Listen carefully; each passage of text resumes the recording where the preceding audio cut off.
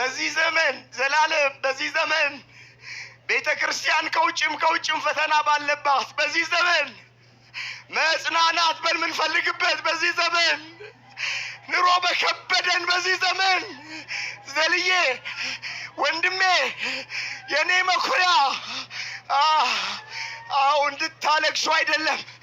እንድታለቅሱ አይደለም ብታለቅሱም ችግር የለም። እስጢፋኖስ በሞተ ጊዜ ታላቅ ለቅሶ አለቀሱለት ተብሎ በመጽሐፍ ቅዱስ ተመዝግቧል። ግን ወዴት እንደሄደ ስለምናውቅ አድራሻውን ስለምናውቅ አናዝንም። እኛ ከሞት በኋላ ሕይወት አለን፣ ከመቃብር በኋላ ትንሣኤ አለን።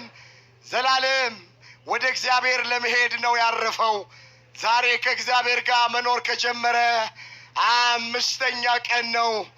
አምላካችን እግዚአብሔር ወንድማችንን ነፍሱን ስለተቀበለልን እናመሰግነዋለን።